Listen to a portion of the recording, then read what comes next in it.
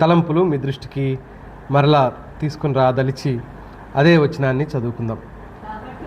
కాబట్టి సహోదరులారా, పరిశుద్ధమును దేవునికి అనుకూలమునైన సజీవ యాగముగా మీ శరీరములను ఆయనకు సమర్పించుకొనుడని దేవుని వాత్సల్యమును బట్టి మిమ్మల్ని బ్రతిమాలుకొనుచున్నాను. ఇట్టి సేవ మీకు యుక్తమైనది.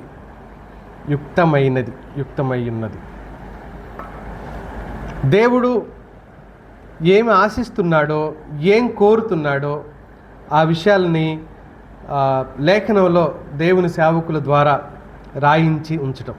ఈరోజు మన అంశం ఏంటంటే సజీవ యాగము దేవునికి ప్రీతికరమైన అర్పణ అయితే ప్రీతికరమైన అర్పణకు గల ఆటంకాలు ఏంటో ఆలోచించేద్దాం. ఒక ఆత్మీయుడు తనను తాను సజీవ యాగముగా అలాగే ప్రీతికరమైన అర్పణగా దేవునికి చేసుకునే క్రమంలో దేవునికి అంకిత భావంతో భక్తి జీవితాన్ని చేస్తూ ఉండగా ఆత్మీయుడికి ఎదురవుతున్న ఆటంకాల గురించి మనం ఆలోచన చేసే ప్రయత్నం చేద్దాం. ఏ ఆటంకాలు ఆత్మీయుడిని దేవుని నుంచి దూరం చేస్తున్నాయో ఆలోచించేద్దాం. భూమి మీద దేవుని చిత్తాన్ని జరిగించటం కోసమే దేవుడు మనిషికి శరీరాన్ని ఇచ్చాడు అన్న విషయాన్ని గతంలో కూడా మనం ఆలోచన చేశాం. పౌలు కూడా ఆ విషయాన్ని ఇలా చెప్తూ రోమాపత్రిక 11వ అధ్యాయం 30-31 వచనాల్లో, మీరు గత కాలమందు దేవునికి అవిధేయులై ఉండి ఇప్పుడు వారి అవిధేయతను బట్టి కరుణింపబడితిరి. అటువలనే మీ ఎడల చూపబడిన కరుణను బట్టి వారును ఇప్పుడు కరుణ పొందు నిమిత్తము ఇప్పుడు వారు అవిధేయులై ఉన్నారు. అందరి ఎడల కరుణ చూపవలెనని దేవుడు అందరినీ అవిధేయతా స్థితిలో మూసివేసి బంధించి ఉన్నాడు అని అంటూ ఇశ్రాయేలీల విషయమై మాట్లాడుతూ ఉన్నాడు. గత కాలంలో అవిధేయులై ఉండి ఇప్పుడు విధేయులై కనికరించబడ్డాము మనం అంటున్నాడు సంఘంతో. గతకాలం మనమంతా ఎవరమంట? దేవుని దగ్గర అవిధేయులం, దేవుని మాట వినలేదు, దేవునికి విరోధంగా ఉన్నాం. అసలు ఆయన దేవుడనే తెలియదు మనకు. కొందరికి అయితే ఆయనే దేవుడు అన్న విషయం ఆయన నమ్మే వరకు మనకు తెలియదు కదా. ఏదోలే ఎవరో దేవుడు అనుకున్న వాళ్ళు కూడా ఉన్నారు. లేకపోతే అమెరికా దేవుడో, ఇంగ్లీష్ వాళ్ళ దేవుడో, లేకపోతే కులానికి సంబంధించిన దేవుడో అని తిరస్కరించిన వాళ్ళు ఉన్నారు. అప్పుడు మనం తెలిసి తెలియక కూడా ఆయనకి మనం దూరంగానే ఉన్నాం. అప్పుడు మనం ఎవరమంటుంది వాక్యము? అవిధేయులం. ఇప్పుడు కనికరించబడ్డాం. ఆ అవిధేయత, మూర్ఖత, బుద్ధిహీనత నుంచి మనం బయటికి రావటానికి దేవుడు మనల్ని కనికరించాడంట. ఆయన మనల్ని కనికరించినందువల్ల ఆయన సన్నిధిలోకి చేర్చబడ్డాం. మనిషి దేవుని కనికరానికి రుణపడ్డాడు. పౌలు ఈ పుస్తకంలో చెప్పాలనుకున్నది ఏంటంటే, అందుకనే దేవుని బోధకులు, బైబిల్ పండితులు రోమాపత్రికకు ఓ పేరు పెట్టారు. వాళ్ళు రోమాపత్రికకు పెట్టిన పేరు ఏంటంటే దేవుని నీతి అని. రోమాపత్రికలో ఏం కనపడుతుందంట? దేవుని నీతి కనబడుతుంది. దేవుడు ఎంత నీతిమంతుడో, ఆయన మనుషుల్ని నీతిమంతులుగా చేయటానికి ఆయన ఏం చేశాడో ఈ విషయాలన్నీ రోమాపత్రికలో పొందుపరచబడ్డాయి. మళ్ళీ ఒకసారి వెనక్కి వస్తే 6వ అధ్యాయం 23వ వచనంలో ఒకసారి చూద్దాం. అక్కడ ఇలా ఉంది, ఏలయనగా పాపం వల్ల వచ్చు జీతము మరణము, అయితే దేవుని కృపావరము మన ప్రభు అయిన క్రీస్తు యేసునందు ఏమైంది? నిత్య జీవమైంది అని అన్నాడు. దేవుని కృపావరము మన ప్రభు అయిన యేసుక్రీస్తునందు నిత్య జీవంగా మార్చబడింది. ఇప్పుడు మనం అర్పణ చేయబడటానికి దేవుడు మిమ్మల్ని అర్పించుకోండి అని అంటాం లేదు. మనం అర్పణగా మారిపోవటానికి కాదు, బలి అవటానికి కాదు. ఆయన మన కోసం బలి అయ్యాడు కాబట్టి, దానికి కృతజ్ఞతతో రుణపడి ఉన్నాము కాబట్టి మిమ్మల్ని మీరే ఆయనకు అర్పించుకోండి అంటున్నాడు. ఆయనకు మనం రుణమై ఉన్నాము కాబట్టి నేను 3 తలంపులు మీ దృష్టికి తీసుకుని వచ్చే ప్రయత్నం చేస్తా. పౌలు చేసిన విజ్ఞప్తి, దేవుని కనికరాన్ని బట్టి పౌలు చేసిన విజ్ఞప్తి. రెండవ విషయం ఏంటంటే, దేవునికి ప్రీతికరమైన అర్పణ ఎలా ఉంటుంది. మూడవది, నువ్వు ప్రీతికరమైన అర్పణగా మారుతుంటే నిన్ను అడ్డుకునేదేంటి. ఈ 3 ఆలోచన చేసి మనం ప్రార్థన చేసుకోవటానికి ముందుకెళ్దాం. మొదటిది ఏమన్నాను? దేవుని కనికరం ఆధారంగా చేసిన విజ్ఞప్తి. ఏమంటున్నాడు? ఏం విజ్ఞప్తి చేశాడు ఈయన? కాబట్టి సహోదరులా, పరిశుద్ధమును దేవునికి అనుకూలమైన సజీవ యాగంగా మీ శరీరములను ఆయనకు సమర్పించుకొనుడని దేవుని వాత్సల్యమును బట్టి లేకపోతే కనికరాన్ని బట్టి మిమ్మల్ని ఏం చేస్తున్నాను? ఖండిస్తున్నాను, మిమ్మల్ని గద్దిస్తున్నాను, లేకపోతే మిమ్మల్ని హెచ్చరిస్తున్నాను అనడం లేదు. బ్రతిమాలుతున్నా. దేనితో బ్రతిమాలుతున్నాడు? దేవుని కనికరము లేకపోతే దేవుని వాత్సల్యంతో. మామూలు వాత్సల్యం, మానవుడి మీద చూపించే వాత్సల్యంతో కాదు నేను మిమ్మల్ని బ్రతిమాలేది. దేవుడు మనిషి మీద ఎలాంటి వాత్సల్యాన్ని చూపించాడో ఆ వాత్సల్యంతో నేను మిమ్మలను బ్రతిమాలుతున్నాను అని అన్నాడు. మనిషి తాను ఎంతగా దేవుని కోసం జీవించాలో పౌలు రోమా సంఘానికి బోధించాడు. అది దేవుని మహాకృప. దేవుని ప్రేమకు విశ్వాసి స్పందించే స్పందనే పరిశుద్ధ సమర్పణకు పిలుపు. స్పందించకపోతే ఏం చేయలేడు ఈ విశ్వాసి? తనను తాను దేవునికి అర్పణగా చేసుకోలేడు. స్పందిస్తే ఏం చేస్తాడని పౌలు భావన? ఖచ్చితంగా దేవునికి అర్పించుకుంటాడు. అందుకని కాబట్టితో మొదలైంది. మనం కాబట్టి గురించి కూడా ఆలోచన చేశాం కదా గతంలో. ఎందుకు కాబట్టి అన్నాడు? వీలైతే నేను రేపు ఆరాధన వర్తమానంలో కూడా ఈ కాబట్టి గురించి మళ్ళీ ఒకసారి మాట్లాడి మనం ఆరాధన చేసుకునే ప్రయత్నం చేద్దాం. కనుక కాబట్టి అండంలో గల ఉద్దేశం ఆయన చెప్పకనే చెప్పాడు. దేవుడు కనికర సంపన్నుడు. ఎఫెసీయులతో ఈ మాట ఇలా చెప్పాడు దైవజనుడు. 2వ అధ్యాయం 4-5 వచనాలు. అయినను దేవుడు కరుణా సంపన్నుడై ఉండి మనము మన అపరాధముల చేత చచ్చిన వారమై ఉండినప్పుడు సైతము మన ఎడల చూపిన తన మహాప్రేమ చేత మనలను క్రీస్తు కూడా బ్రతికించెను. కృపచేత మీరు రక్షించబడ్డారు అని చెప్పాడు. ఏంటది? తన మహాప్రేమ చేత. ఎలాంటి ప్రేమ? దేవుని ప్రేమ మహాప్రేమ అని అన్నాడు. దానికి హద్దు లేదు అని చెప్పడానికి ఆయన వాడిన భాష మహాప్రేమ అని చెప్పాడు. అంతటి ప్రేమతో దేవుడు మన పట్ల దయా, కనికరము, వాత్సల్యము కలిగి ఉన్నాడు. ఇక్కడ పౌలు మీరు కనుక అర్పించుకోకపోతే నరకానికి వెళ్ళిపోతారు కనుక అర్పించుకోండి అని అనడం లేదు. పరలోకం ఉంది అర్పించుకోండి అని ఆశ పెట్టడం లేదు. అటు భయపెట్టడము లేదు, ఆశ పెట్టడము లేదు. మీరు బాకీ ఉన్నారు కాబట్టి అర్పించుకోండి అని కూడా చెప్పట్లేదు దైవజనుడు. ఆయన అంటున్న మాట ఏంటి అని అంటే, ఆయన ప్రేమకు ప్రతిగా స్పందించండి. స్పందిస్తే ఒకటే చేయగలుగుతాడు మనిషి, నన్ను నేను నీకు అర్పించుకుంటున్నాను అని అంటాడు. భక్తి జీవితం యొక్క పరమార్థం ఏంటంటే మిత్రులారా, నేను నా వాడను కాను, నేను క్రీస్తు వాడునని చెప్పుకోగలగటం. జీవించువాడను నేను కాను, క్రీస్తే నాలో జీవిస్తున్నాడు అని చెప్పగలగటం. నేను చచ్చిపోయాను, బ్రతికేది దేవుని కుమారుని అందరి విశ్వాసం మూలముగా నేను బ్రతుకుతున్నాను అని చెప్పగలగటం. నేను నాకు చెందినవాడను కాను, ఆయన నన్ను కొన్నాడు కాబట్టి నేను దేవునికి చెందినవాడును. పాపానికి రావలసిన శిక్ష ఎంత భయంకరమో, ఎంత గంభీరమో, ఆ శిక్ష అంత ఉచితంగా ఆయనే భరించాడు. మనం ఏమిస్తామని ఆశపడి ఒకవేళ ఆయన ఆ ప్రక్రియ చేసి ఉండొచ్చు. వీడి దగ్గర ఏదో ఉండే ఉంటుంది బంగారం లోపల, అది తెచ్చి నాకు ఇస్తాడు ఏదో ఒక రోజు అని కనుక మన కోసం అర్పించుకున్నాడా?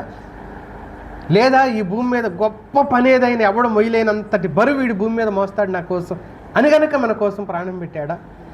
అలాంటివి ఏం జరగలేదు. ఆయన ప్రేమతోనే, ఎలాంటి ప్రేమ అన్నాడు? మహాప్రేమ అని చెప్పాడు దేవుడు. ఆ మహాప్రేమతో, మహావాత్సల్యముతో, దయతో ఆయన మన పక్షాన సిలువలో తనను తాను అప్పగించుకున్నాడు అని చెప్పాడు. తీతుకు రాస్తూ పౌలు ఇలా చెప్పాడు. తీతుకు రాసిన పత్రిక 3వ అధ్యాయం 5వ వచనం, మనము నీతిని అనుసరించి చేసిన క్రియల మూలముగా కాక తన కనికరము చొప్పుననే పునర్జన్మ సంబంధమైన స్నానము ద్వారాను పరిశుద్ధాత్మ మనకు నూతన స్వభావం కలుగుజేయట ద్వారాను మనలను రక్షించును. తన కనికరము చొప్పుననే. ఎలాగంట? మన క్రియల మూలముగా కాక, మనము నీతిని అనుసరించి చేసిన మన క్రియల మూలముగా కాక, తన కనికరము చొప్పుననే మనకి రక్షణ ఇచ్చాడు. కొత్త స్వభావం కూడా దేంతో ఇచ్చాడంట? తన కనికరము చొప్పుననే ఇచ్చాడు తప్ప మనలను బట్టి కాదు అన్నాడు దైవజనుడు. ఆయన తన కనికరాన్ని మన మీద చూపించినందువలన మన కోసం ప్రాణం పెట్టి, ఎవరైనా కనికరం చూపినప్పుడు డబ్బులు ఇస్తారు, అన్నం పెడతారు, అవసరాలు తీరుస్తాడు, లేకపోతే ఇంకేమైనా వస్తువులు ఇస్తారు. కానీ మన ప్రభువు మన కోసం ఏమిచ్చాడు? కనికరం చూపి ప్రాణాన్నే ఇచ్చేశాడు. దేవుని ప్రేమ ఒక ప్రత్యేకమైన రీతిలో చెప్పబడుతుంది దేవుని వాక్యంలో. దాన్ని అగాపే అనే పదాన్ని వాడతారు. దాని అర్థం ఏంటంటే బదులు ఆశించకుండా త్యాగమైపోవటాన్ని చెప్తాడనమాట. అగాపే అనే పదానికి అర్థం బదులు ఆశించకుండా. ఈ దినాన్న ఒకరితో ఒకరు ప్రేమ కాదు, స్నేహం కలిగి ఉండాలన్నా కూడా మనకేమైనా ఉపయోగపడతాడు అని ఏదో రకంగా అతని నుంచి వారి నుంచి ఏదైనా మనకు సంతోషాన్ని కలిగించేదో, ఆనందాన్ని కలిగించేదో, ఏ కారణాన్ని బట్టి స్నేహమైనా, బంధుత్వాలైనా, ప్రేమలైనా, బంధాలైనా, ఏవైనా కూడా.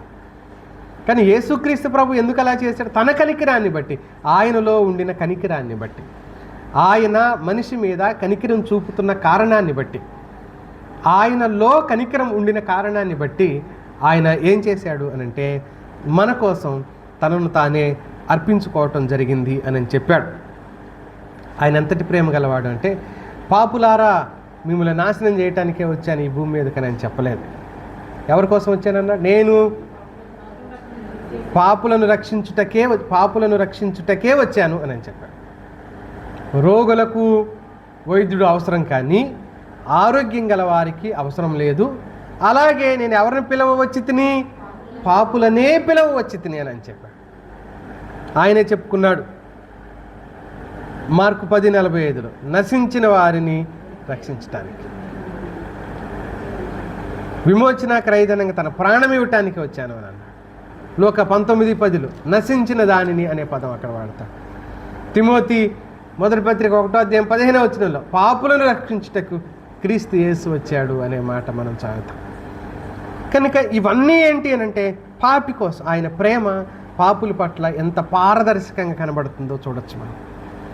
పాపుల పట్ల ఆయన ప్రేమ ఎందుకని? పాపుల పట్ల ప్రేమ అంటే వారు నశించటం ఇష్టం లేక.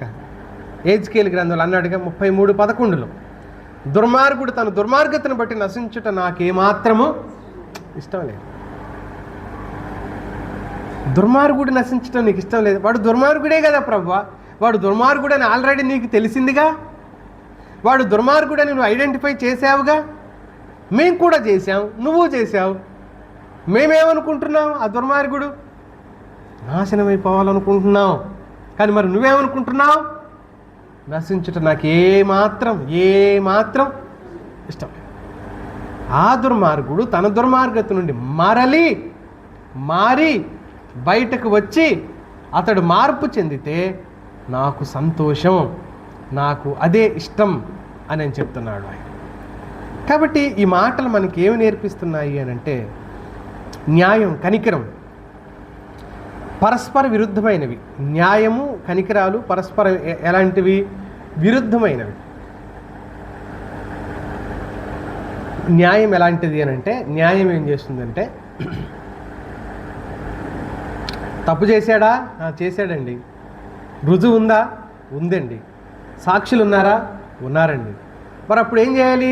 న్యాయం ప్రకారంగా ఈ వ్యక్తిని మరణశిక్ష లేత రాళ్లతో కొట్టి చంపండి, సిలువ వేసి చంపండి. కనికరం ఏం చేస్తుంది? తీర్పు అమలు చేయండి, కానీ వాడేమైనా కట్టవలసి వస్తే నేనే కడతా. జడ్జి స్థానంలో ఉన్నవాడే 2 ముఖాలతో మాట్లాడుతున్నాడు. లేదు చావవలసి ఉందా? నేనే చచ్చిపోతా వాడి స్థానంలో. అంటే 2 పరస్పరంగా ఎలా ఉన్నాయి? విరుద్ధం. న్యాయం ఏం చెప్తుంది? న్యాయం ప్రకారంగా వాడు ఏమైపోవాలి? చావాల్సిందే. వాడి బ్రతకడానికి హక్కే లేదు ఈ భూమి మీద. అందుకనే సిలువ దగ్గర నీతి న్యాయములు ఒకదానితో ఒకటి ఏమయ్యాయి అన్నాడు? ముద్దు పెట్టుకున్నాయి. కీర్తన గ్రంథంలో చదువుతాం. నీతి న్యాయములు ఒకదానితో ఒకటి ఏమైపోయాయి? ముద్దు పెట్టుకున్నాయి.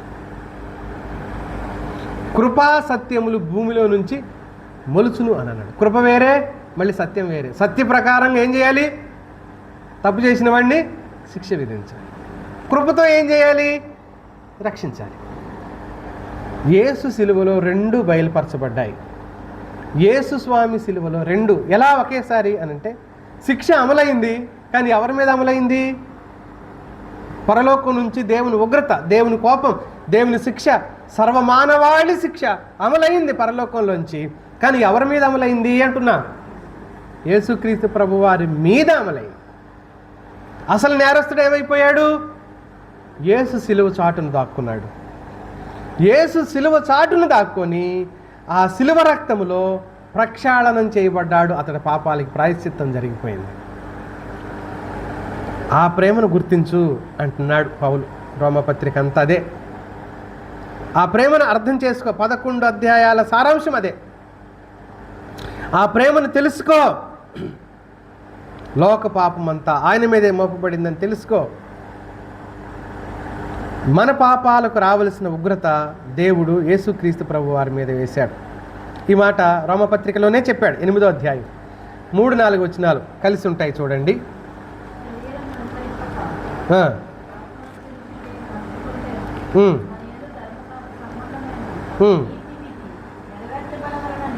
పాప పరిహారము నిమిత్తము దేవుడు తన సొంత కుమారుని ఎందుకు పంపాడు అనుకుంటున్నావు? పాప శరీరాకారముతో పంపి ఆయన శరీరమందు పాపమునకు శిక్ష విధించెను.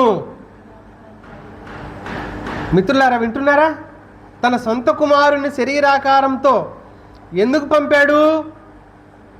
మనం ఆయన యందు ధర్మశాస్త్ర సంబంధమైన నీతి విధి నెరవేర్చబడవలెనని, పాప పరిహారము నిమిత్తము దేవుడు తన సొంత కుమారుని పాప శరీరాకారముతో పంపి ఆయన శరీరమందు ఎవరి పాపానికి?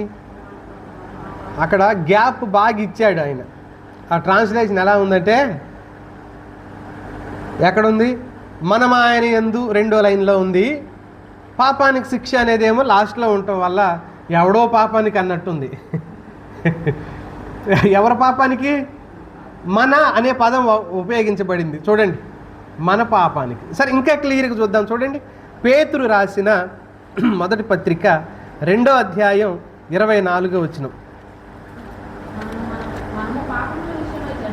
మనము పాపము విషయమై చనిపోయి నీతి విషయమై జీవించినట్లు ఆయన తానే, చాలా జాగ్రత్తగా, ఆయన తానే తన శరీరమందు మన పాపములను, ఈ లైన్ బాగుంది క్లియర్గా, ఆయన తానే తన శరీరమందు మన పాపములను మ్రాను మీద మోసుకొనెను అని అన్నాడు. మొదటి పత్రిక 2:24లో ఉందండి అన్నమాట. ఆయన తానే తన శరీరమందు మన పాపములను మోసుకున్నాడు. దేవుని కనికరాన్ని జ్ఞాపకం చేస్తున్నాడు పౌలు సంఘానికి. మిత్రులారా, అందుకనే నేను జ్ఞాపకం చేస్తున్నాను అంటున్నాడు సంఘంతో. దేవుని కనికరం ఆధారంగా చేయబడుతున్న విజ్ఞప్తి. నేను మిమ్మల్ని బలవంత పెట్టట్లేదు, మీరు అర్థం చేసుకోండి అని చెబుతున్నాను అంటున్నాడు సంఘంతో. మీరు అర్థం చేసుకోవాలని నేను ఆశిస్తున్నాను అంటున్నాడు సంఘంతో. కనుక పౌలు విజ్ఞప్తి యొక్క అంతరార్థం అది. రెండవ విషయాన్ని చెప్తాను. రెండవ విషయంలోకి వెళ్ళిపోదాం. దేవునికి ప్రీతికరమైన అర్పణ. ఇలా మనము అర్పించుకోవడం అనేది ఏంటంటే, దేవునికి ప్రీతి ఇష్టమైన అర్పణగా అవుతుంది అని అన్నాడు. అది దేవునికి ఇష్టకరంగా అవుతున్న అర్పణగా దానిని చెబుతూ వచ్చాడు. ఆయన మన కోసం చేసిన త్యాగానికి గాను మనం ఆయనకి అర్పించుకుంటే, ఆ అర్పణ మనల్ని మనం ఆయనకి అర్పిస్తే అది ఆయనకి ఇష్టమైన లేక ప్రీతికరమైన అనే పదాన్ని చాలా చక్కగా ఉపయోగించాడు. ప్రీతికరమైన అర్పణ. పేతురు మొదటి పత్రిక 1వ అధ్యాయం 13 నుంచి 16 వరకు చూద్దాం. కలిసి ఉన్నాయి. కాబట్టి మీ మనస్సు అను నడుము కట్టుకుని నిబ్బరమైన బుద్ధి గలవారై యేసుక్రీస్తు ప్రత్యక్షమైనప్పుడు మీకు తేబడు కృప విషయమై సంపూర్ణ నిరీక్షణ కలిగి ఉండి, నేను పరిశుద్ధుడినై ఉన్నాను గనుక మీరును పరిశుద్ధులై యుండుడని వ్రాయబడి ఉన్నది. కాగా మీరు విధేయులకు పిల్లలై మీ పూర్వపు అజ్ఞాన దశలో మీకుండిన ఆశలను అనుసరించి ప్రవర్తింపక, మిమ్మల్ని పిలిచిన వాడు పరిశుద్ధుడై ఉన్న ప్రకారము మీరును సమస్త ప్రవర్తన యందు పరిశుద్ధులై ఉండుడి. ఇక్కడ ఈయన చెప్పదలుచుకున్నది ఏంటి? పరిశుద్ధులై ఉండాలంటే సమస్త ప్రవర్తనలో మార్పు. పరిశుద్ధత అంటే ఏంటి? సమస్తమైన ప్రవర్తనలో ఆత్మీయుడు ఏమైపోవాలని? మార్పు చెందాలి. కొన్నింటిలో మార్పు చెంది కొన్నింటిలో మార్పు చెందలేదనుకో, అయినా సరే పరిశుద్ధుడు అని ఎంచబడతాడా? ఎంచబడే అవకాశమే లేదు. ఎంచబడే అవకాశమే లేదు. మార్పు చెందటం ఒక్కసారి జరగకపోవచ్చు, కానీ పరిశుద్ధత కోసం ఆత్మీయుడు అంగలారుస్తూనే ఉంటాడు, పరిగెడుతూనే ఉంటాడు. సృష్టికర్తగా సార్వభౌముడిగా ఉన్న ఆయనను గౌరవించి సేవించడమే అర్పించుకోవటం. ఈ సృష్టి ఎంత పెద్దదో, ఈ సృష్టి ఎంతో పెద్దది. ఎంత పెద్దది ఈ సృష్టి అని అంటే, సృష్టి సంగతి పక్కన పెడితే ఈ భూమి మీదే 750 కోట్లకు పైగా మనుషులు ఉన్నారు. 750 కోట్లకు పైగా మనుషులు ఉన్నారు.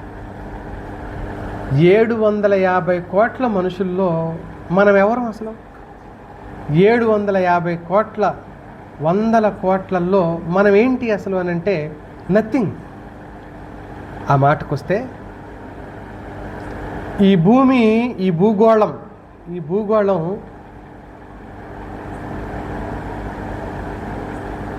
ఈ విశ్వంలో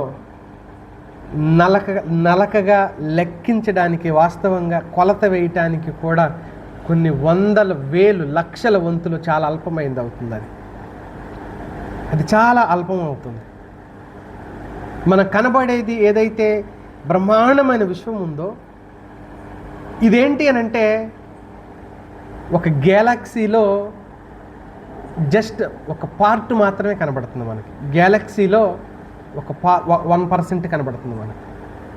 ఒక గ్యాలక్సీలో 1% కనపడుతుంది. అలాంటి గ్యాలక్సీలు ఈ విశ్వంలో కొన్ని లక్షల కోట్ల గ్యాలక్సీలు ఉన్నాయంట. కొన్ని లక్షల కోట్ల గ్యాలక్సీలు ఉన్నాయి. దాన్ని పాలపుంత అంటారు తెలుగులో. ఇలాంటి పాలపుంతలు కొన్ని లక్షల కోట్లు ఉన్నాయి.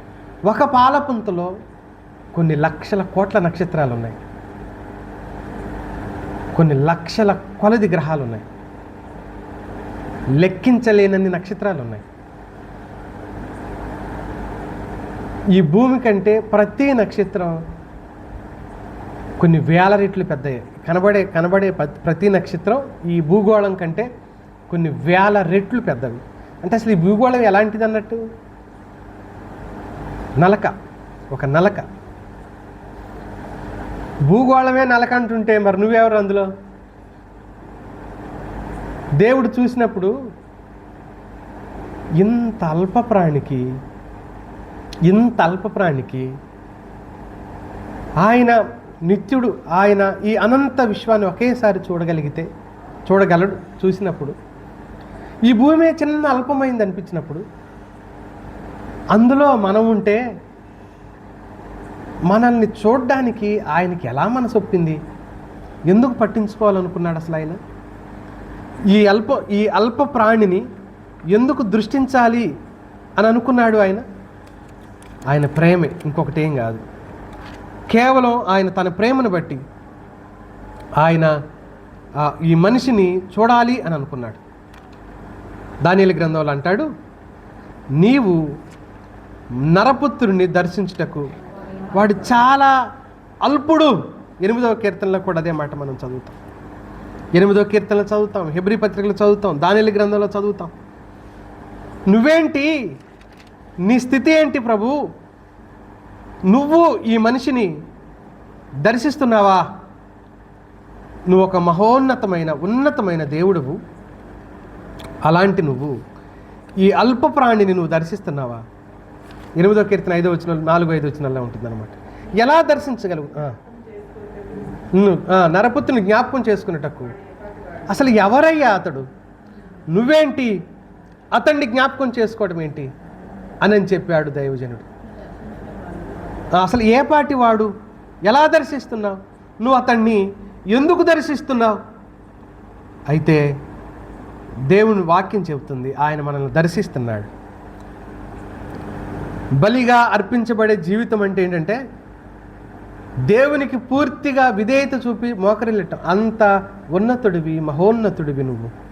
నాలాంటి అల్పప్రాణి కోసం నిన్ను నువ్వు అర్పించుకున్న దేవుడవు. ఎలా రుణం తీర్చగలం?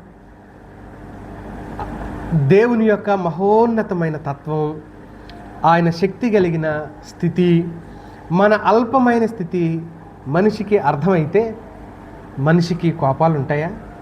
మనిషికి గర్వాలు ఉంటాయా?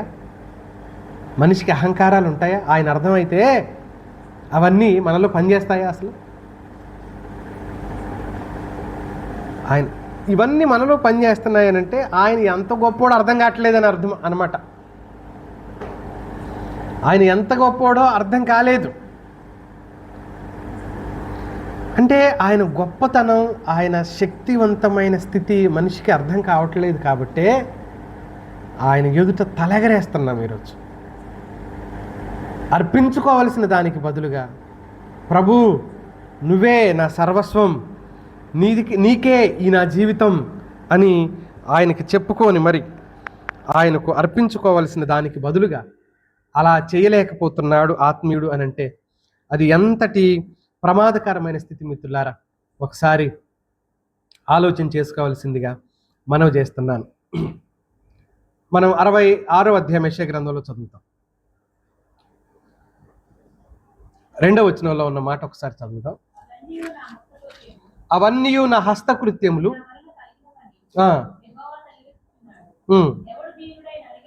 ఎవడు దీనుడై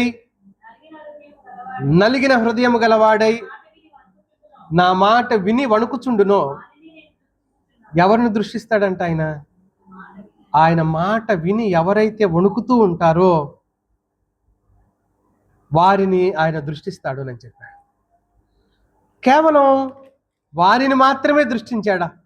ఎన్నిసార్లు తిరుగుబాటు చేయలేదు మనం, తెలిసి తెలియక? ఎన్నిసార్లు విరోధంగా నడవలేదు మనం? ఎన్నిసార్లు దేవుని చిత్తానికి వ్యతిరేకంగా భిన్నంగా నడవలేదు మనం? విడిచిపెట్టాడా? త్రోసివేసాడా? చీ అని అన్నాడా? పారద్రోలేడా? ఆయన కనికరించాడు. ఆయన ఎప్పుడు కూడా మనిషిని పారద్రోలలేదు, త్రోసివేయలేదు, నాకు అక్కర్లేదు అని ఆయన చెప్పలేదు. ఆయన కనికరం చూపటం ఎప్పుడు కూడా మానలేదు. ఆత్మీయుడు అనుదిన జీవితాన్ని ఒక అర్పణగా మార్చుకోవాలి. ప్రతిరోజు ఒక క్రొత్త రోజు అయితే ప్రతిరోజు ఈ అర్పణ నూతనత్వం చెంది ఆయన చేతుల్లో పెట్టబడటం. ప్రతిరోజు నిన్ను నువ్వు ఆయన చేతుల్లో ప్రత్యేకంగా పెట్టుకోవడం. మన స్వభావ సిద్ధంగా మనం చెడిపోయిన వాళ్ళమే, స్వచిత్తమతోనైతే చెడిపోయిన వాళ్ళం. మనలను మనం దేవుని బలిపీఠం దగ్గర అర్పించుకోగలిగి సర్వస్వాన్ని త్యాగం చేసి, ఇదిగో నేనున్నాను, నీ చేతిలో పెట్టుకుంటున్నాను అని చెప్పుకోగలుగుతాను. సాధారణంగా నా కుటుంబాన్ని నీ చేతిలో పెడుతున్నాను. ఎందుకు పెడుతున్నాను? అభివృద్ధి చేయటానికి పెడతాను. నా కుటుంబాన్ని నీ చేతిలో పెడుతున్నాను, నా పిల్లల్ని నీ చేతిలో పెడతాను. ఎందుకు పెడుతున్నావు? వాళ్ళని దీవించాలి కాబట్టి, కాపాడాలి కాబట్టి పెడతాను. నన్ను నేను నీ చేతిలో పెట్టుకుంటున్నాను, నా సర్వస్వాన్ని నీ చేతిలో పెట్టుకుంటున్నాము. అర్పణ, గొప్ప అర్పణ అంటే ఏంటి చెప్పండి? లేదా మంచి అర్పణ, లేదా ప్రీతికరమైన అర్పణ ఏంటి?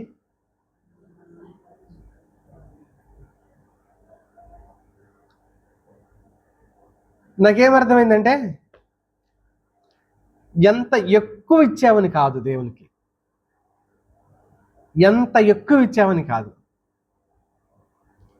నువ్వు ఎంత ఇచ్చావో అనే దానికి విలువ ఏంటంటే నీకు ఎంత మిగిలింది అనే దాన్ని బట్టి ఉంటుంది. నీకు అర్థమైందా నా మాట? ఏమర్థమైంది? నువ్వు ఎంత ఇచ్చావు అనే దానికి విలువ రావాలి అని అంటే చెప్పండి, నీకు ఆయనకి ఇవ్వగా ఇంకా మిగిలింది ఎంత అనే దాన్ని బట్టి ఇచ్చిన దానికి విలువ వస్తుంది అనమాట. అర్థమైనట్టేగా?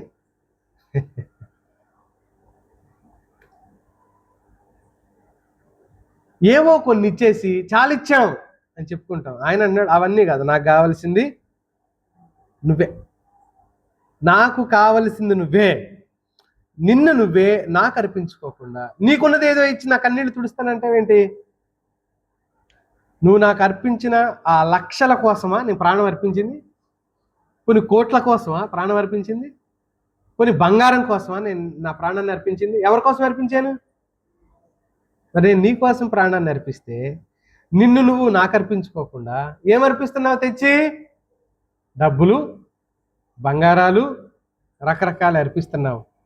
ఒకవేళ అవి తప్పు అని నేను అనడం లేదు, కానీ నీ అర్పణ ఎప్పుడు పరిపూర్ణం అవుతుందంటే దానితో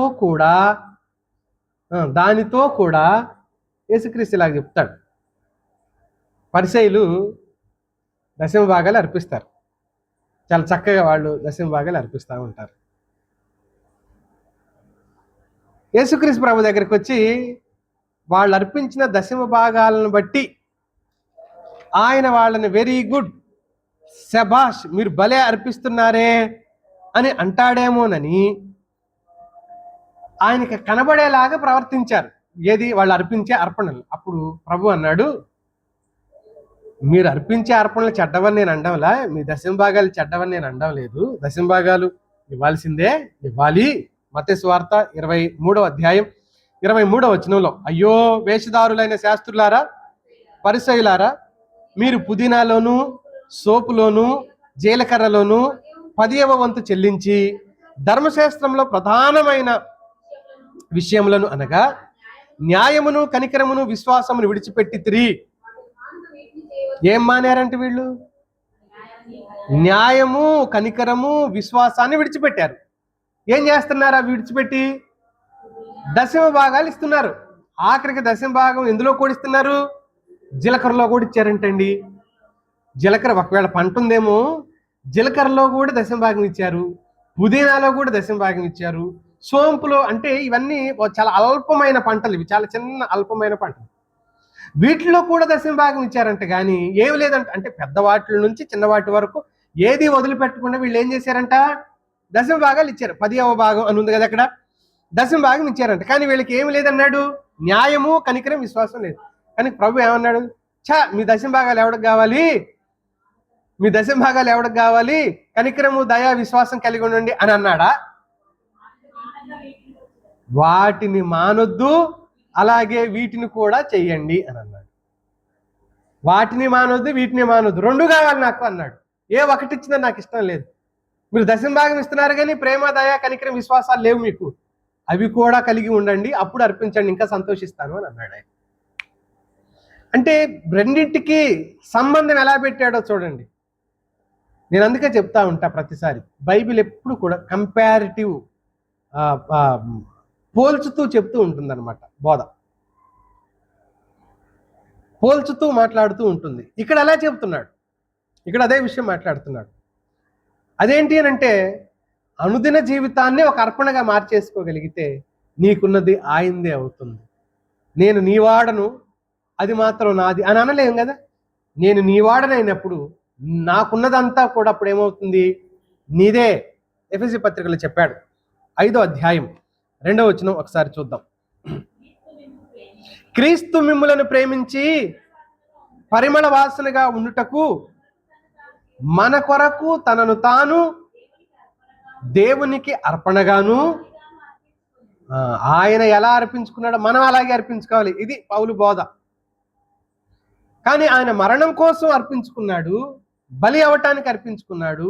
నువ్వు అర్పించుకునే బలి బ్రతకడానికి అర్పించుకుంటున్నావు. బ్రతుకు, నాకు మహిమ వచ్చేలాగా బ్రతుకు. విధేయత, విశ్వాసంతో నిండిన హృదయమే దేవునికి పరిమళ వాసన గల అర్పణ. మిత్రులారా, విధేయత, విశ్వాసం కలిగిన హృదయం, విధేయత చూపించటం, విశ్వాసంతో నిండటం, ఈ రెండు మనం కలిగి ఉండి దేవునికి అర్పించుకుంటే ఆ అర్పణను బట్టి దేవుడు ఆనందిస్తాడు. 3వ మాటకి వెళ్తాను, నేను త్వరగా నా సందేశాన్ని ముగించే ప్రయత్నం చేస్తాను. 3వదిగా నువ్వు పరిమళ వాసనగా దేవునికి అర్పించుకోవడానికి నిన్ను అడ్డుకునేది ఏంటి అసలు?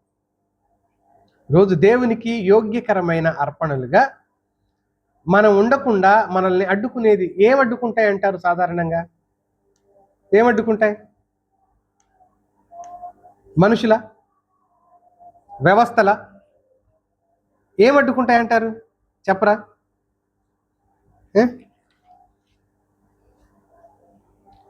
మళ్ళీ చెప్తాను. ఆయన కోసం అర్పించుకునే దగ్గర మనల్ని అడ్డుకునేది మాత్రమే కాదు, మనల్ని అసలు నడిపించేది ఏంటి?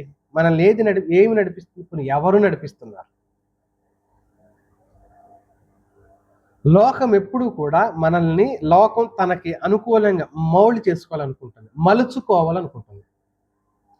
లోకం ఎప్పుడు కూడా తనకు అనుకూలంగా మన అవసరాలను బట్టి, మన అక్కరలను బట్టి లోకం ఎప్పుడు తనకు అనుకూలంగా మనల్ని మలుచుకోవాలనుకుంటుంది.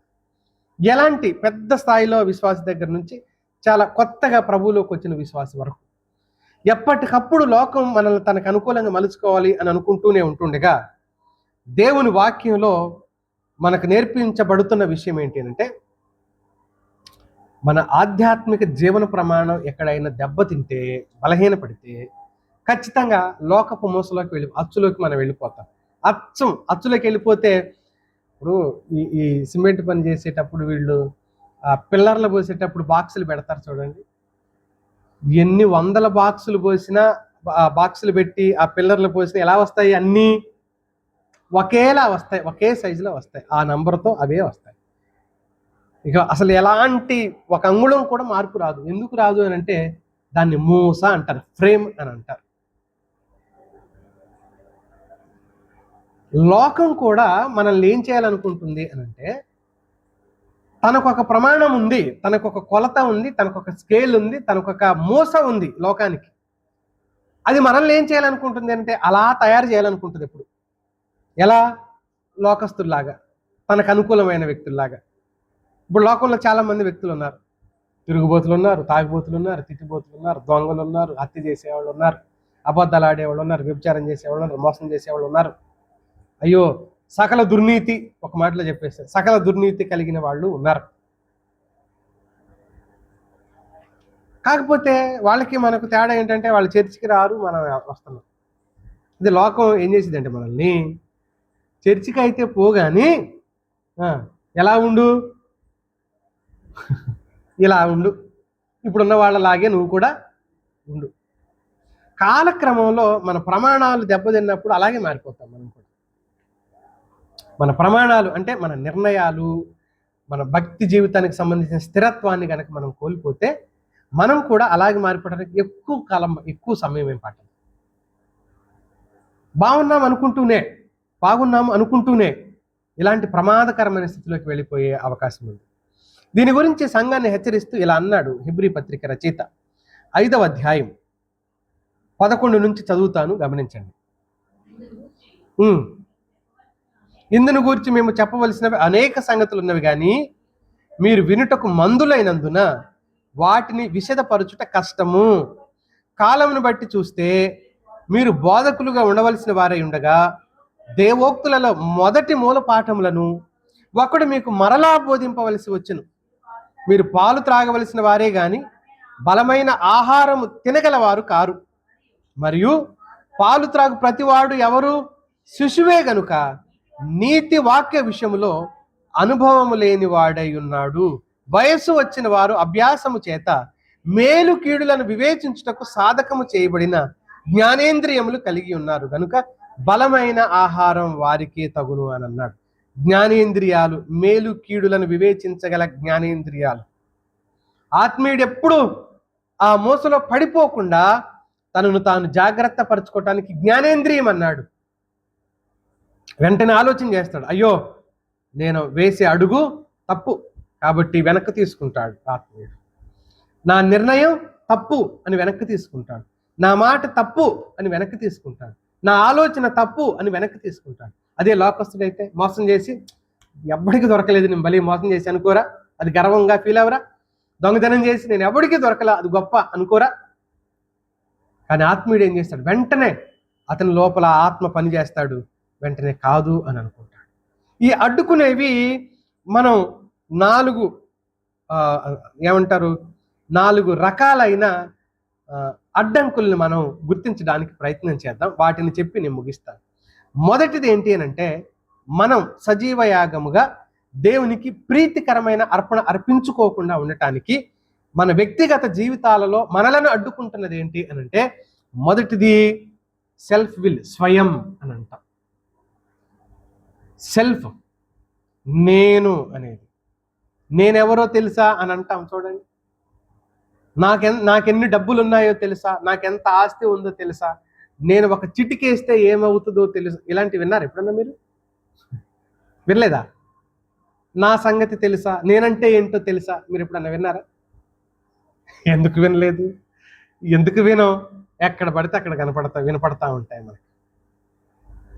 నేనేమైనా చేయగలుగుతా. ఇదే సెల్ఫ్ విల్ అంట. స్వచిత్తం అంటే అన్నదానికంటే కూడా స్వయం అని అంటాం దీన్ని. నేను అనే భావన కలిగింది. ఇది ఎంత ప్రమాదకరం అంటే, స్వచిత్తం దేవుని చిత్తానికి ఫస్ట్ అడ్డంకిగా మారుతుంది. కానీ బలిపీఠం మీద పెట్టబడిన జంతువుకి స్వచిత్తం లేదు. అది బాగా గుర్తుపెట్టుకోండి. జంతువుకి స్వచిత్తం లేదు. ఎందుకు స్వచిత్తం లేదు తెలుసా? దాన్ని కాళ్ళు కట్టేసి పెట్టారు. దాన్ని ఎక్కడ పెట్టారు? కాళ్ళు కట్టేసి బలిపీఠం మీద పెట్టారు, చంపి పెట్టారు. కానీ ఆత్మీయుడు చంపబడి పెట్టబడ్డం లేదు, బ్రతుకుంటున్నాడు. కాబట్టి డిఎల్ మూడీ అనే భక్తుడు ఏం చెప్తాడంటే ఈ విషయాన్ని. డిఎల్ మూడీ అనే భక్తుడు, బలిపీఠం మీద పెట్టబడిన ఆత్మీయుడు, సజీవ యాగముగా బలిపీఠం మీద పెట్టబడిన ఆత్మీయుడు అనేక సార్లు జంప్ చేసి దూకి పారిపోతుంటాడు, మళ్ళీ చెక్కుతాడట. అవసరం ఉంది, కోరిక ఉంది, స్వచిత్తం ఉంది. బలిపీఠం మీదకి ఆయన స్వయంగా ఎక్కుతాడంట, మళ్ళీ ఏం చేస్తాడు? జంప్ చేసి దూకి పని చేసుకుని మళ్ళీ వచ్చి తప్పు అయిపోయింది ప్రభా అని మళ్ళీ ఎక్కుతాడు. ఇలా ఎప్పుడు వీడిని ఎవరు కట్టేయట్లేదుగా, ఆ గొర్రెని కట్టేసినట్టు వీడిని కట్టేయట్లేదు కదా. అందుకని వీడేమైపోతున్నాడు అంటే ఎప్పటికప్పుడు జంప్ చేయటం, పని చూసుకుని రావటం. అది నిజమైన అర్పణేనా చెప్పండి? ఇలా అయిపోతుంది బలిపీఠం. నిత్యం ఒక్కొక్కసారి ఏమైపోతుందంట, పారిపోదంట, కానీ దూరంగా అక్కడే ఉంటుంది, కానీ జారిపోద్దంట. అక్కడే ఉండి అంటే ఫిట్ అవ్వకుండా దేవుని చిత్తానికి, దేవుని ఉద్దేశానికి సరిగ్గా ఫిట్ అవ్వకుండా ఇదేమైపోతుందంటే ఊరికి జారిపోతుంటుందంట. జారిపోయేది అని చెప్పారు. అది బలిపీఠం నుంచి. అందుకని బలిపీఠం నుంచి జారిపోకుండా ఉండాలంటే యేసుక్రీస్తు ప్రభువారు చిట్కా చెప్పారు. లోకాసు వార్త 9వ అధ్యాయం 23లో ప్రభువారు ఒక చిట్కా చెప్పారు. అక్కడ ఏముందంటే, అనుదినము ఎవరితో అన్నాడు? ఆ మాట కోసం అందరితో ఇట్లే, నేను అందరూ గుర్తుపెట్టుకోవాలంట. చదవండి. ఇట్లా నేను ఎవడైనను నన్ను వెంబడింపగోరిన ఎడల తనను తాను ఉపేక్షించుకొని అనుదినము తన సిలువనెత్తుకొని నన్ను వెంబడించాలి అని అన్నాడు. అనుదినము తన సిలువనెత్తు లేక నాది, నేను అనే ఒక అహంభావం గనక మనిషిలో కలిగితే అతడికి చాలా ప్రమాదం ఉంది అని దేవుని వాక్యం చెప్తుంది. ఈ సెల్ఫ్ ఏం చేసిందంటే నెబుకద్నెజర్ని దానియేలు గ్రంథంలో ఒక విచిత్రమైన ఘట్టాన్ని మనం చదువుతాం. ఏంటి అక్కడ జరిగిన విచిత్రమైన ఘట్టం ఏంటి అని అంటే, ఆయనంట ఒకరోజు మనం ఇలా అనుకోవచ్చు, ఆ సింహాసనం కంటే అంతఃపురం పైకెక్కాడంట. ఆ పైకెక్కి కూర్చుండి అంతా చూస్తా ఉన్నాడంట. అంతా చూస్తున్నప్పుడు ఆయనకేం కనపడిందంటే, ఆ దేశం, దాని వైభవం, దాని వైభోగం అంతా కనపడ్డప్పుడు ఆయన ఏమనుకున్నాడంట, నేను కట్టించిన నా పట్టణము, నా అధికారము, నా నా నా నా నా అని అంటూ కంటిన్యూషన్ చేస్తుంటాడు. ఇది నాది, అది నాది, ఇది నేను చేశాను, అది నేను కట్టించాను, ఈ భావన. వెంటనే దేవుడు అన్నాడు, ఇంతకీ మనిషి అహంకారం ఎంతసేపు చెప్పండి? మనిషి అహంకారాన్ని దేవుడు దించేయటానికి ఎంతసేపు? రాజు ఏమైపోయాడు? అరణ్యంలోకి పరిగెత్తాడు. తన ప్రజలే అప్పటి వరకు రాజు చిరంజీవి అవుగాక అన్నారు కదా వాళ్ళు, రాజుకు జై జై ధ్వానాలు పలికారు కదా వాళ్ళు. ఆ తర్వాత ఏం చేశారు వాళ్ళు? ఆయన్ని తరిమేరని చదువుతాం. నాది నేను, రాజుకే తప్పలేదు. దేవుడు తలుసుకుంటే రాజుకే గడ్డి తినవలసి వచ్చింది. పశువులాగా గడ్డి తిన్నాడంట. ఆయన రూపం ఎలా మారిపోయిందంటే పాపం చేతు గోర్లన్నీ పక్షి గోరుల్లాగా. అందుకే గోర్లు పెంచుకుంటున్నారంటే మీకు తెలియకుండానే శాపం ఒకటి మీ మీద ఉందని అర్థం అనమాట. చేతులకి గోర్లు పెంచుకుంటారు చూడు స్టైల్కి, వాళ్ళ మీద వాళ్ళకి తెలియకుండానే దేవుని శాపం ఉంది. దేవుడు నెబుకద్నెజరుని శపించినప్పుడే వాడు గోర్లు పెరిగినాయి, పక్షి గోళ్ళు లాగా పెరిగిపోయినాయి అనమాట. మన గోర్లు కూడా పెంచుకుంటున్నామంటే దాని అర్థం ఏంటి? మనకు తెలియదు ఆ సంగతి. మనం ఎందుకు పెంచుకుంటున్నాం? స్టైల్. తర్వాత వాడి జుట్టు ఏమైందో తెలుసా? పక్షి ఈకలాగా నిలబడ్డాయంట. కుర్రోళ్ళు పాపం తెలియక నిలబెట్టుకుంటున్నారుగా, జల్లు రాసి మరి నిలబెట్టుకుంటున్నారుగా. వాడికి జల్లు లేకుండానే నిలబడింది. ఎందుకు? దేవుని శాపం వాడి మీద ఉంది కాబట్టి. జల్లు లేదు, మన్ను లేదు, నిలబడింది జుట్టు. నిలబెట్టుకుంటున్నాడు అంటే వీడు జుట్టు పాపం వాడికి తెలియదు ఏముంది వాడి మీద. ఏమో ఉందేమో మరి, ఉందే. ఎవడన్నా ఒకవేళ మన మధ్యలో జుట్టు నిలబెట్టుకున్నాడు ఉంటే మళ్ళీ నేనే డైరెక్ట్గా అన్నాను, అదొక గొడవ. నన్నే అన్నావు నువ్వు జుట్టు అని అంటే అదొక గొడవ. కానీ బైబిల్ అయితే అదే చెప్తుంది, పక్షి ఈకల్లాగా మరి నిలబడిందంట జుట్టు అంతా. మిత్రులారా, సెల్ఫ్ అంత ప్రమాదకరమైంది, నేను అనేది. అందుకని నిన్ను నువ్వు సజీవ యాగముగా దేవునికి ప్రీతికరమైన అర్పణగా చేసుకోకుండా నీ స్వయం నిన్ను అడ్డుకుంటుంది. ఇది మొదటిది. రెండవది ఆటంకం ఏంటంటే లోక విధానంలో కొనసాగటం, లోక ఆలోచనల్లో కొనసాగటం. అందుకనే రోమపత్రిక 12:2 చెప్పాడు దాని గురించి. ఈ లోక మర్యాదను ఏం చేయమన్నాడు? అనుసరింపక అంటూ మాట్లాడాడు. ఈ లోకానికి ఒక మర్యాద ఉంది, లోక మర్యాద అంటాం దాన్ని. లోక మర్యాదలు, లోక నీతులు ఉంటాయి, తెలీదా మనకి? ఒక చిన్న లోకనీతి ఎలా ఉంటుందంటే, ఇప్పుడు దొంగతనం చేయటం తప్ప రైటా? తప్పేగా. అది లోక సంబంధంగా కూడా ఏంటి? తప్పే. ఇక దేవుని సంబంధంగా అయితే అది ఒక ఆజ్ఞ.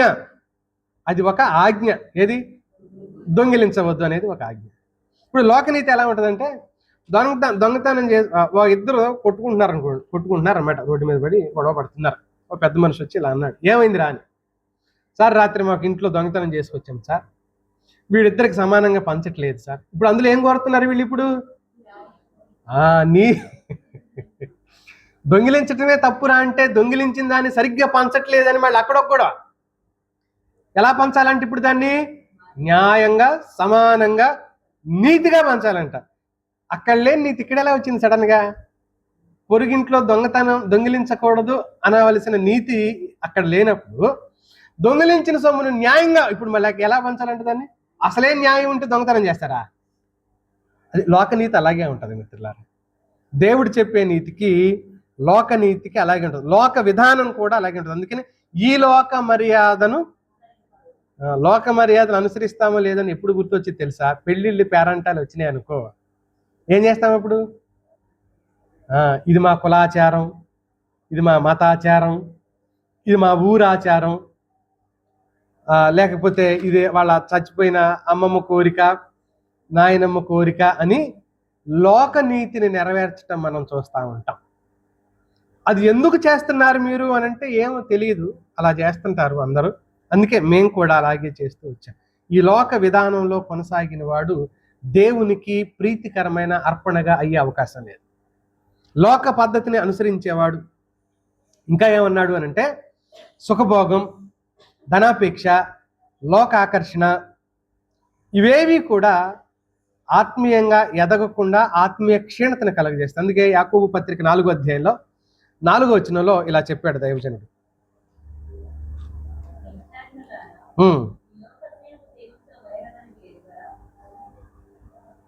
ఈ లోక స్నేహం ఏమవుతుందన్నాడు? దేవునితో వైరం అని మీకు తెలియదా అని అంటున్నాడు. కాబట్టి ఎవడైతే ఈ లోకంతో స్నేహం చేయగోరుతాడో అతడు ఏమైపోతాడు? శత్రువు అన్న సంగతి మనకు తెలియక శత్రువు అయిపోయాను అనే గ్రహింపు లేక లోకంతోనే స్నేహం, లోకస్తులతోనే స్నేహం, లోక విధానాలతోనే స్నేహం. అందుకనే లోకస్తులు ఇచ్చే సలహాలు ఎలాగుంటాయి, లోకస్తులు ఇచ్చే ఆలోచనలు ఎలా ఉంటాయి, లోకస్తులు మనకిచ్చే ప్రోత్సాహాలు ఎలా ఉంటాయి? పైకి బాగానే కనపడతాయి, పైకి బాగున్నట్టుగానే అనిపిస్తాయి. ఎందుకంటే వాళ్ళ స్టాండర్డ్ అదే. కాబట్టి వాళ్ళు చెడిపోవాలని కోరుకోవట్లేదు నిన్ను, వాళ్ళ స్టాండర్డ్ అంతే, అంతకు మించి వాళ్ళు బెటర్గా చెప్పలేరు కాబట్టి వాళ్ళు అదే చెప్తారు. కానీ అది మనకు ఎలా పరిణమించగలదు? మేలుకరంగా, కీడుకరంగా? అది మనం ఆలోచన చేసుకోవాలి. లోకంలో వ్యక్తులు ఇచ్చే సలహాలు, లోకంలో వ్యక్తులు ఇచ్చే సంప్రదింపులు, మొదటిది స్వయం అని అంటే, రెండవది లోక విధానంలో కొనసాగటం అంటే, మూడవది ఏంటి అని అంటే చంపబడని శరీరాలు, శరీరాశలు అన్నమాట. చంపబడని శరీరాలు. చంపబడిన శరీరం గురించి రోమపత్రికలోనే చెప్పాడు, 8వ అధ్యాయం 13వ వచనంలో.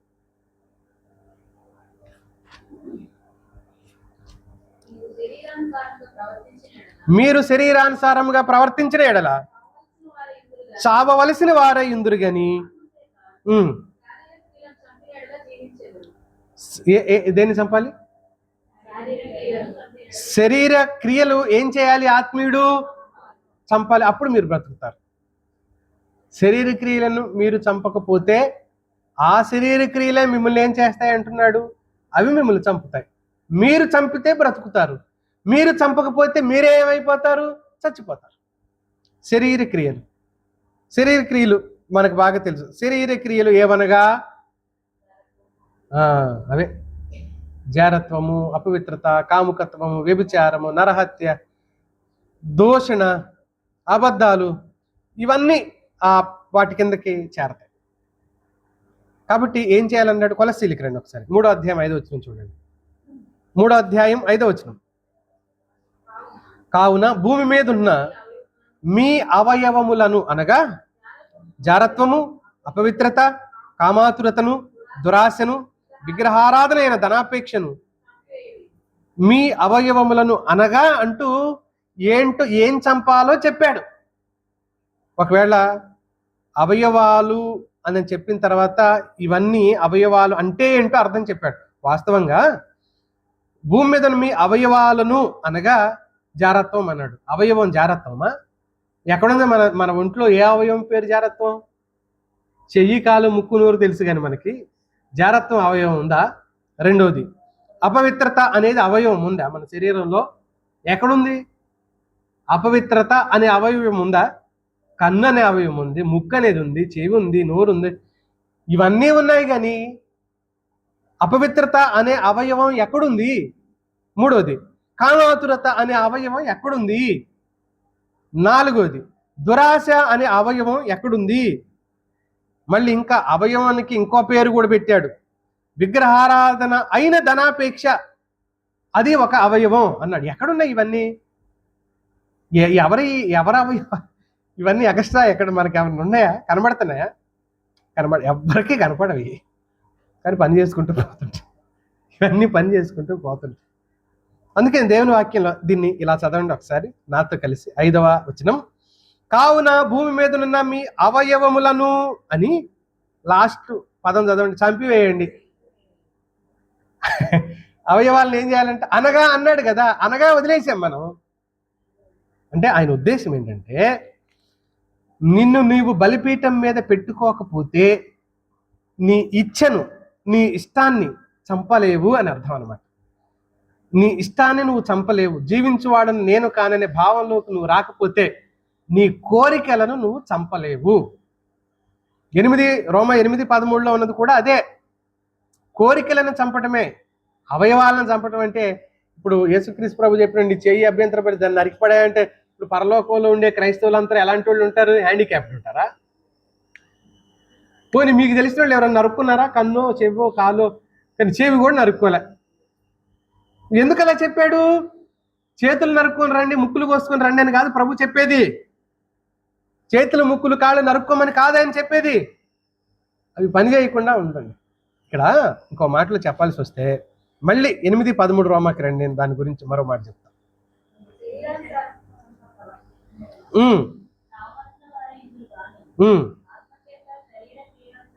శరీర క్రియలను ఏం చేయాలి? చంపాలి. ఇప్పుడు ఒక మేక ఉంది, ఒక గొర్రె ఉందనుకో, ఇప్పుడు మన శరీర క్రియలు చంపే పక్కన పెడదాం. మేకను కానీ గొర్రెని కానీ చంపడం అంటే ఏంటి? కత్తి ఇవన్నీ చెప్పబాకండి. దాన్ని చచ్చిపోయింది అంటే ఏంటి అర్థం? జీవం ఒక్కటే కాదు, దాని శక్తి ఉపయోగపడదు.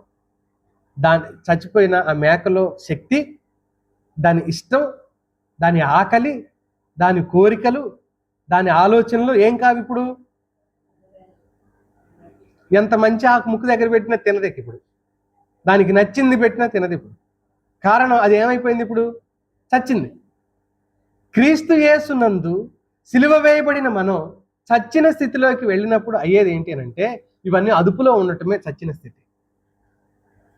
ఇప్పుడు అది పూర్తిగా ఆటంకం అయిపోయింది కదా. చచ్చిన మేక కదలిక లేనట్టుగానే పూర్వం నువ్వు ఫలానా విషయంలో ఫలానా పాపం విషయంలో ఆసక్తి పరుడివే అయ్యున్నావు, కానీ కాలక్రమంలో ఏమైపోయిందంటే చచ్చిన స్థితిలోకి వెళ్ళిపోయావు, బలిపీఠం మీద పెట్టుకున్నావు. అప్పుడు ఏమైంది అంటే నీ కోరికలను చంపుకున్నావు. నువ్వు కాదు చచ్చింది అక్కడ. శరీర క్రియలు చావాలి అని అన్నాడు. శరీరం చావటం గురించి కాదు చెప్పింది. శరీరం చచ్చితే మనమే ఉండం ఈ భూమి మీద, మనమే ఉంటాం. కానీ ప్రభు ఏమంటున్నాడు? సజీవ యాగం చావాలా బ్రతకాలా? సజీవ యాగం చావమంటున్నాడా బ్రతకమంటున్నాడా? నువ్వు బ్రతుకు ఈ భూమి మీద. శరీర తత్వాన్ని చంపుకొని శరీరముతో బ్రతుకు అంటున్నాడు. సజీవ యాగం అంటే ఏంటి? శరీర తత్వం చావాలి, శరీరం బ్రతకాలి. ఆయన కోసం సాక్షిగా ఈ భూమి మీద బ్రతకాలి, సాక్షిగా ఈ భూమి మీద ఉండాలి. అది ఆయన కోరుతున్న విషయం. భక్తి మర్మం చాలా గొప్పది ప్రియులారా. భక్తి మర్మం చాలా అత్యున్నతమైంది. ఆ శరీర తత్వాన్ని చంపుకోలేకనే ఈరోజు ఉన్నతులము భక్తులమని చెప్పుకునే వాళ్ళు కూడా పనికిరాని స్థితిలోకి వెళ్ళిపోవటానికి గల కారణం 3 విషయాలు చెప్పాను. స్వయం మనల్ని అడ్డుకుంటుంది, లోక విధానాలు మనల్ని అడ్డుకుంటున్నాయి, చంపబడని శరీర కోరికలు మనల్ని అడ్డుకుంటున్నాయి. 4వ మాట చెప్పి ముగించేస్తా. విరిగి నలిగిన హృదయం లేకపోతే, విరిగి నలిగిన హృదయం లేకపోతే సజీవ యాగముగా మనం దేవుని దగ్గర ఉండలేం. 34వ కీర్తన 18వ వచనం ఒకసారి చదువుదాం. 34వ కీర్తన 18వ వచనం. విరిగిన హృదయం గల వారికి యెహోవా ఆసన్నుడు, నలిగిన మనస్సు గల వారిని ఆయన రక్షించును. కనుక విరిగిన హృదయము, నలిగిన మనసు లేకపోతే మనం సజీవ యాగముగా ఉండలేం. కాబట్టి మిత్రులారా, సజీవ యాగముగా ఉండటానికి మనల్ని అడ్డుకునేది ఏంటి ఆలోచించవలసిన అవసరం మనకుంది. కనుక ఇక్కడ మనం 3 ఆలోచనలు అడ్డుకునేది ఏంటి అని లాస్ట్లో మనం ఆలోచన చేస్తూ వచ్చాం. మొదటి 2 ఆలోచనలు కూడా మనం జ్ఞాపకం చేసుకోవాలి. ఎలా బ్రతిమాలుతున్నాడు? కోపంతోనా, గద్దింపుతోనా? దేవుని వాత్సల్యమును బట్టి బ్రతిమాలుతున్నాడు. వాత్సల్యంతో, ప్రేమతో చెప్తున్నాడు. ఆ ప్రేమను అర్థం చేసుకోమని చెప్తున్నాడు. 2వ మాట ఏమన్నాడు? మనిషి అర్పించుకునే పద్ధతిని గురించి మాట్లాడుతూ ఎలా అర్పించుకోవాలని చెప్పాడు? ఎలా అర్పించుకోమన్నాడు? అన్నింటిలో సమస్తం సగం అర్పించి, నేను అన్నానుగా బలిపీఠం మీద ఉంటాడంట ఆత్మీయుడు, అవసరమైనప్పుడు జారి పోయి పని చేసుకొని మళ్ళీ అక్కడికే వచ్చి ఉంటాడు. బలిపీఠం చుట్టే ఉంటుంది ఆయన జీవితం, కానీ మీదకి ఎక్కడంటండి, మీదకి ఎక్కితే అర్పణ అయిపోతాడుగా, దాని చుట్టూనే అంటే అంత యాక్టింగ్ అన్నమాట. ఆ యాక్టింగ్ సమస్తం సర్వస్వాన్ని అప్పగించుకోగలిగి అడ్డుకునే వాటిని మనం తొలగించుకోగలిగితే నువ్వు దేవునికి ఇంపైన వ్యక్తిగా ఉండగలుగుతావు. దేవుడు ఆ కృప మనందరికీ దయచేయను గాక. తలలు ఉంచుదాం, ప్రార్థన చేసుకుందాం.